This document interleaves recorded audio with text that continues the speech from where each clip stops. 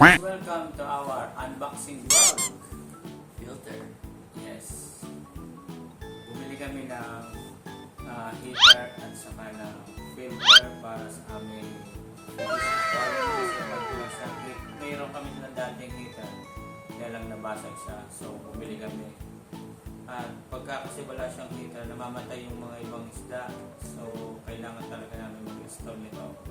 Tapos ito namang filter is para ma-minimize yung sobrang pagdumi ng aming aquarium. So, bali, napapalimit yung linis namin ng palit namin ng tubig sa iba ng filter. Sobrang dumi. So, siguro makakatulong ito mag-linis ng aming aquarium. Let's go, guys! So, ayan, si Balma mag-unbox ng heater. Heater. Yes. Filter. You need to be very careful of the heater because it's a glass. No way. What is this one? Balma will unbox and I will install. This is the heater. It will heat the water for the fish to live a normal, super normal, super normal life. And this is the filter. It will fix. I'm gonna fix it. It will clean the water. So the fish can actually breathe. This is the filter and this is the pump. Yeah, that's right. So guys, this is the unboxing. I'm done with it. And Daddy will fix this inside the aquarium. Let's go! So guys, since bago yung ating filter at saka yung heater, so bago ko siya i-install, so palitan ko na rin yung, linisin ko na rin yung tubig. Palitan ko na yung tubig. So, para mas maganda yung ating installation ng bagong item. Let's go, guys!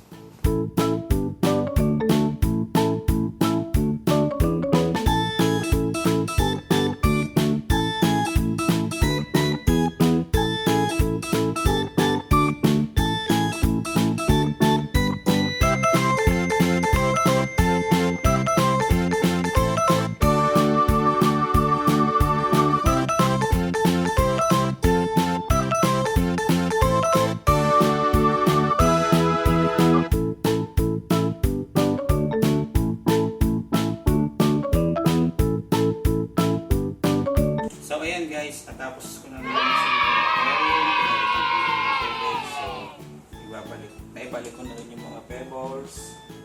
So ibabalik ko na natin yung mga filters.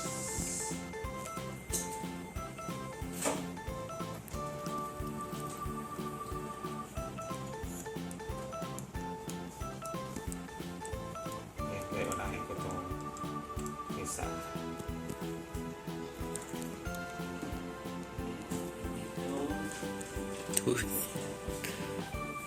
Two filter.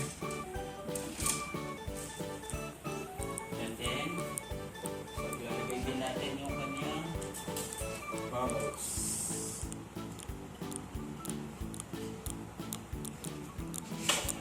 Ito yung parang holder ng kanyang hose. Ilalagay ko itong bubbles.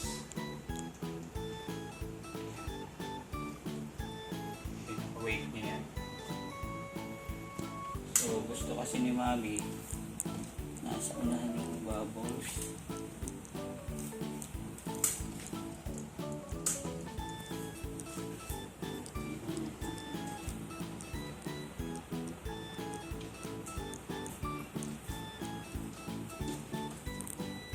Mainit ang tubig. Put the heater here.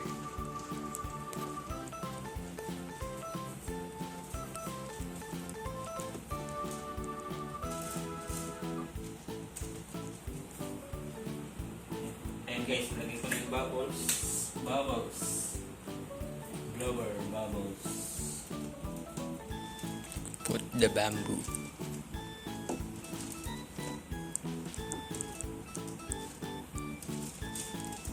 And then, susunod ko naman ilalagay itong mga bamboo. Bamboo ang tawag nila sa halaman na ito. Even it's hot, you can put. I think so.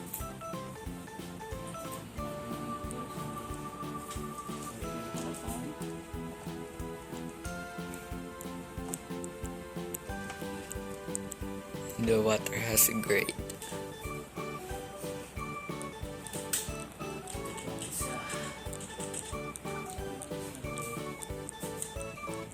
Ganito.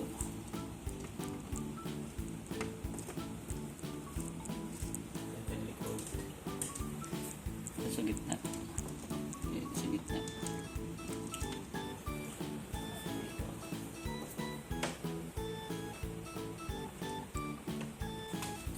May banda. And guys, nalagay ko na yung mga halaman, bubbles. So, i-install ko na rin itong ating bagong filter. Yes.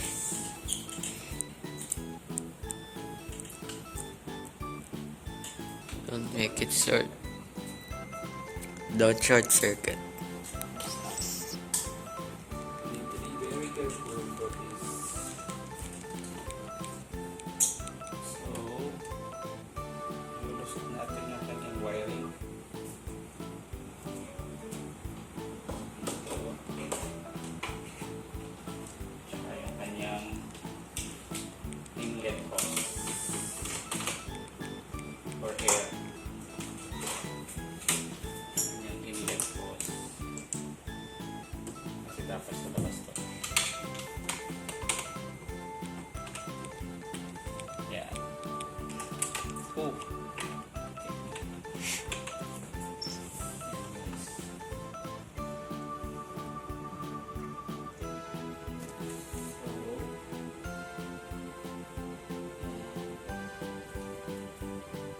I-stick lang natin sa doon. Kailangan na lang yun. Ito naman, ang ilalagay natin. Ilalagay natin ito sa bandang gitna. Yung ibang na gitna.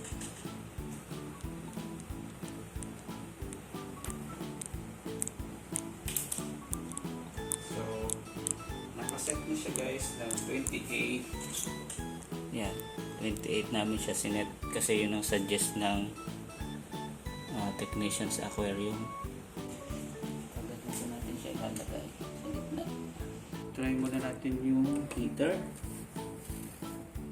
Yeah, it's working. I need to, kita ko yung ilaw. So, ito naman yung filter natin. Ito, try natin yung filter. Ooh. Ayan guys, nagana siya. So, ito try natin yung blower guys.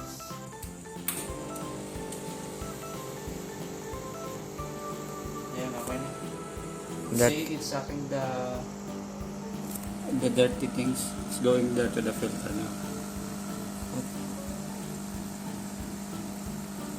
So, ayan guys, nagana siya lahat. It's not fixed.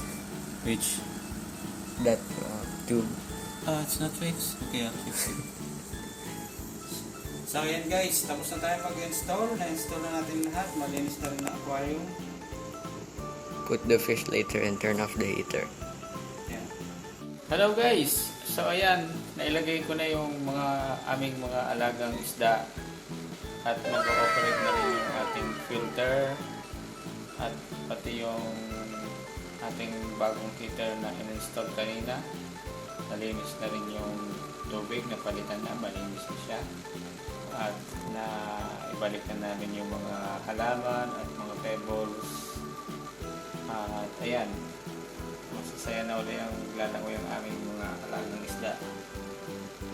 Thank you guys for watching and see you on the next vlog.